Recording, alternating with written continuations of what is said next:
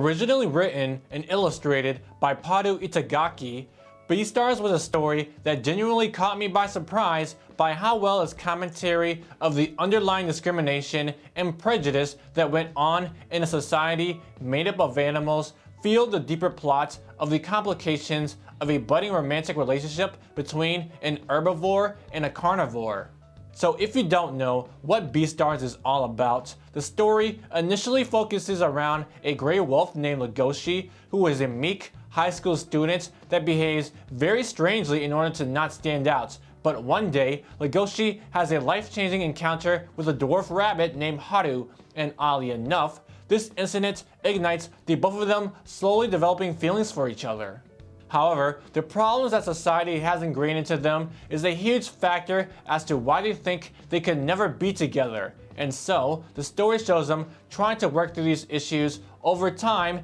in order for them to learn to accept themselves and hopefully each other as well.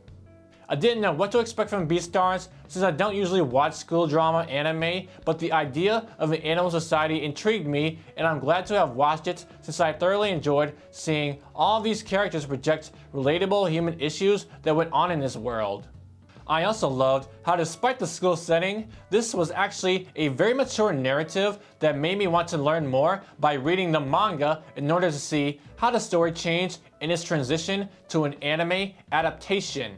With that said, what stood out to me the most as I was seeking out the differences was how each one presented the central conflict of the story of a wolf and rabbit being together, and this is where I knew one of them stood out to me as the better version. So if you want to know what that difference was and also learn about some of the other changes made to the adaptation as well, then stick around to see my analysis of the anime versus the manga. How's it going, anime lovers? My name is David, and today I want to help you guys decide which version of Beastars was better by discussing whether the anime or the manga gave me the best experience. Since I did discover that there were many changes made during the anime adaptation, I want to let you all know that I will not be discussing every small change that I noticed, but instead, I will be focusing on the changes that were most interesting and contributed significantly to which version of the story I preferred. I was actually surprised during my research to find that both versions of the series had their merits, but one of them won me over by a margin because of something minor that I noticed that may surprise you. So without further ado, let's first talk about the different visual styles of the Beastars anime and the manga.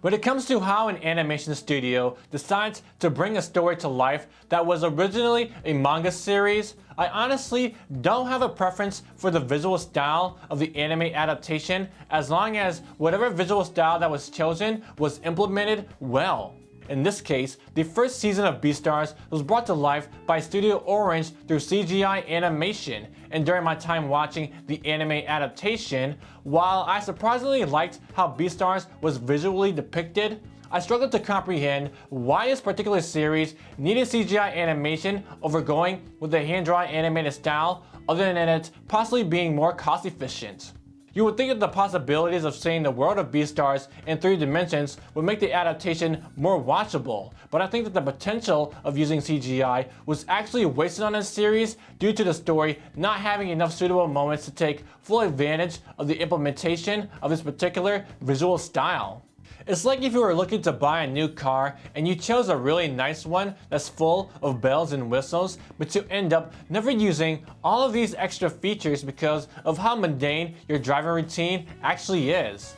That's not to say that Beastars was mundane at all, but the story didn't lend itself well to using this particular visual style, and the way in which the usage of CGI was most noticeable was also where I had most of my issues. For one, the movement of characters would be the first thing you would notice from watching this adaptation, and I say that because that's where I noticed the first major issue with this anime using CGI animation.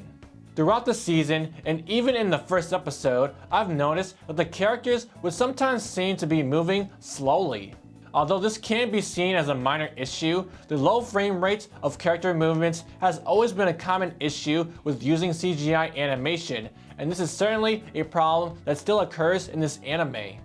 The next problem that I had with the CGI was how it was used to emphasize certain moments in the story. The most visually interesting way that the CGI was used in the first season of Beastars was when it came to moments when Legoshi would tap into his instincts and the CGI would show Legoshi using his great sense of smell to search for an animal, or Legoshi powering up after smelling Haru's scent.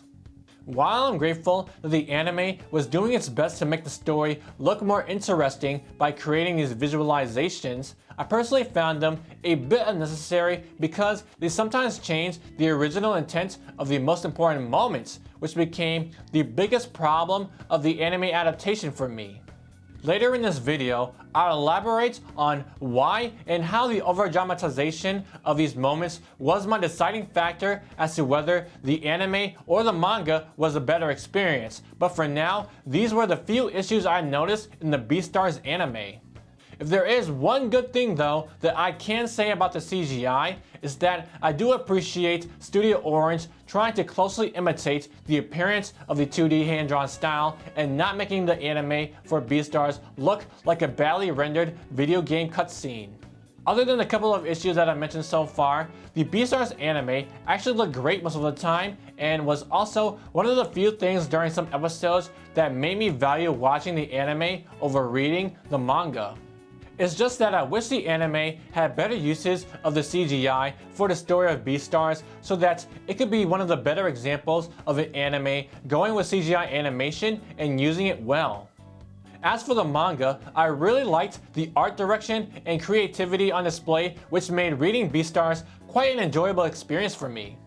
The first thing that I want to talk about is Paru Itagaki's art style for Beastars, which can be best described as similar to those old school fairy tale books, mainly because of the way in which characters are drawn with a whimsical flair. I can only imagine how hard it is to constantly have to illustrate different animals compared to humans, and I think that Paru Itagaki and her team of supporting artists did a wonderful job with the character designs in Beastars by drawing these animals with just enough details so that readers know who and what they're generally supposed to be without Itagaki having to painstakingly draw every single animal with an insane amount of detail in every panel for readers to understand what they're looking at.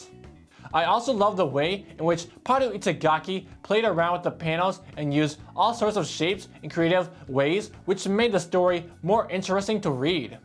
Not only that, but I thought it was cute how some panels would sometimes be shaded in with polka dot patterns, and there were even some panels with just polka dot patterns in them being artistically placed throughout the story, which I think was great because it just spoke to how much fun Itagaki was having with the art direction of the series. The only issues that I did personally have with the visual side of the manga though was that the creative ways in which Paru Itagaki would lay out the panels of the manga sometimes made it harder to follow the story because I couldn't tell which order I was supposed to properly read the panels. Other than that, the art direction of the manga was an excellent display of creativity that contributed massively to how much I liked reading Beastars.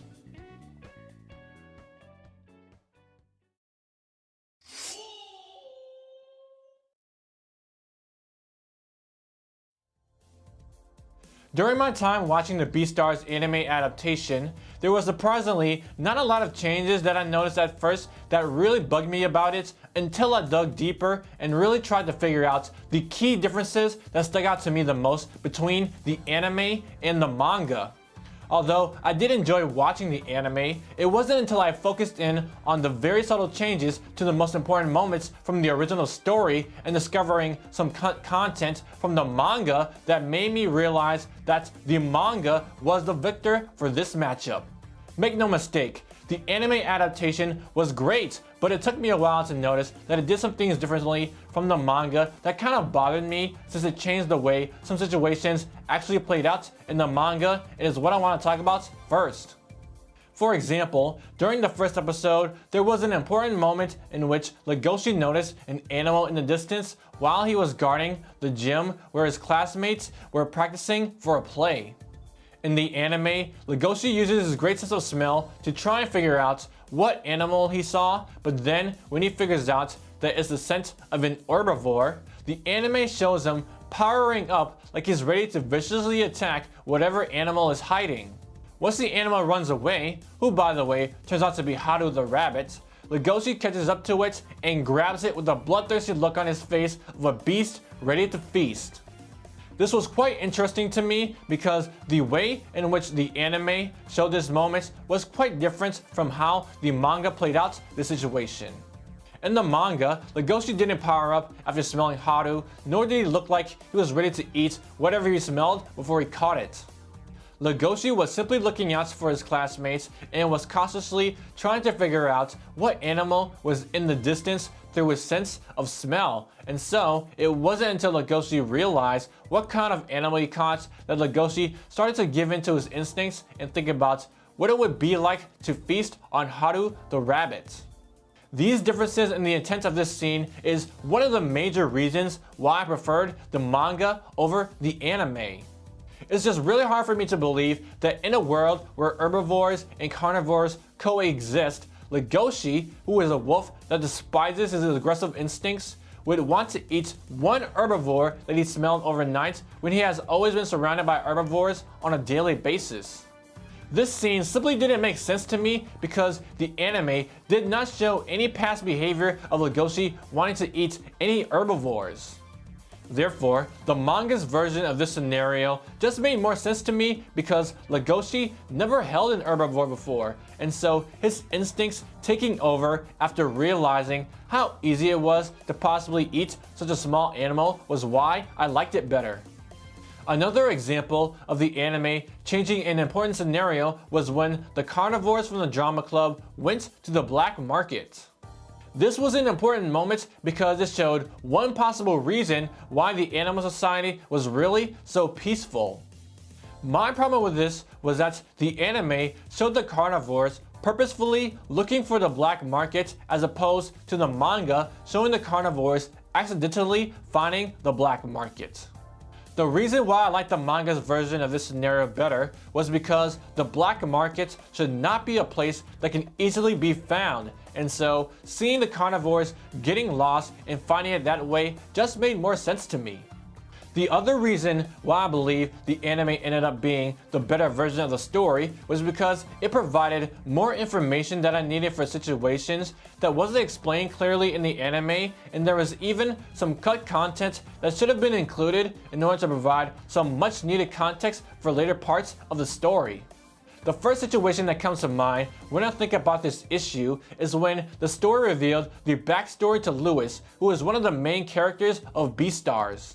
While the majority of the story focused on Legoshi and Haru's budding relationship, Lewis was also involved with Haru, but what was the most interesting thing about this character was that he was projected to become the next Beastar, which is basically a leader in animal society that has earned the respect of all animals.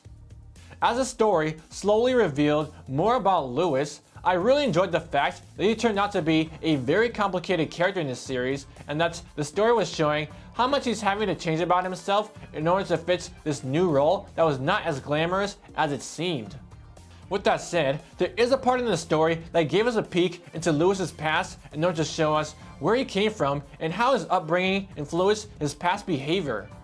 While I did like the visual direction of this moment, since it looked like I was watching a really scary children's fairy tale, the anime didn't provide clear information about where exactly Lewis was during this flashback and what exactly went on in this place until I read the manga, and it provided all the information I needed to know what was going on. I've noticed that the manga just shows more context for a lot of situations in general, and so this was another good reason why I was glad to have read the manga.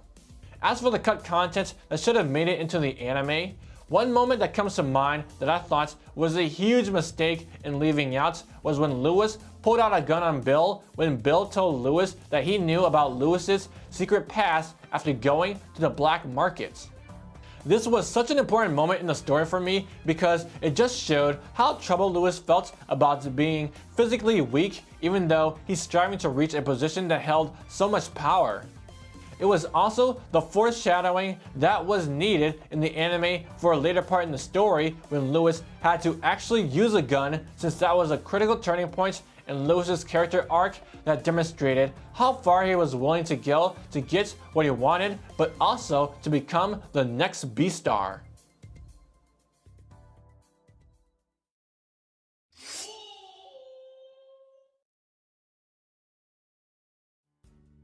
After analyzing all of the differences between the anime and the manga, I have to say that while I did enjoy experiencing both versions of Beastars, I have come to the conclusion that the manga was slightly better to me, since the original source material was nearly flawless in its execution of its art direction and writing. This was honestly a really hard decision for me to make, because I really did like the anime adaptation a lot, since it didn't drastically change the original story, and for the most part, the presentation and visual direction of Beastars looked really good for an adaptation that went with CGI animation. So with that said, if you do enjoy watching an anime over reading a manga, then the Beastars anime is not a bad place to start if you've never heard of this series before. But if you don't mind reading, then the Beastars manga is certainly the way to go to get the best experience out of this series, in my opinion. It's just that the visual embellishments of certain moments from the story and some of the cut content made the anime not as consistently great as what happened in the manga. However, regardless of how you choose to experience this series, this is certainly a story that all anime lovers should not skip, since Paru Itagaki created a fascinating tale about self-love and self-acceptance that is oddly very relevant to this day and age because of some of the relatable human issues that were presented.